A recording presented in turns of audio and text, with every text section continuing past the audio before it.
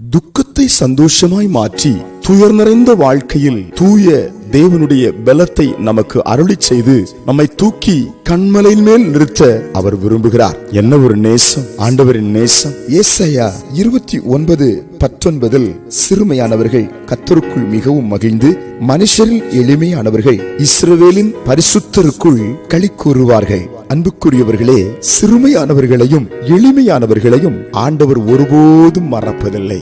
நாம் நினைக்கலாம், நான் சிறுமைப்பட்டு கொண்டிருக்கிறேன், என் வாழ்க்கை எளிமையா இருக்கிறதே. நம்முடைய கணக்கு வேற, ஆண்டவருடைய கணக்கு வேற.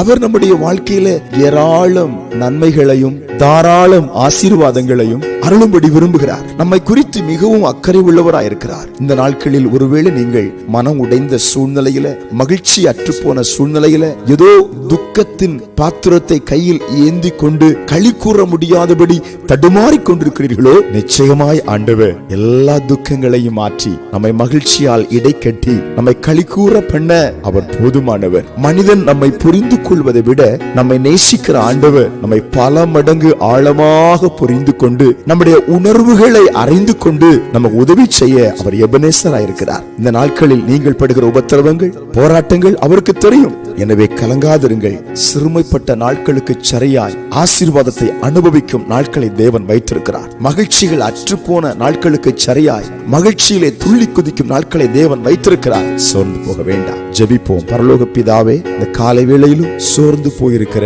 துக்கத்தோடு இருக்கிற மக்களுக்கு உம்முடைய ஆறுதலின் கரம் இறங்குவதற்காய் ஸ்தோத்திரம். இப்பொழுதே அவர்களை மகிழ்ச்சியாக்குவதற்காய் ஸ்தோத்திரம். ஜெபம் கேட்பதற்காய் ஸ்தோத்திரம். இயேசுவின் நாமத்தில் ஆமென்.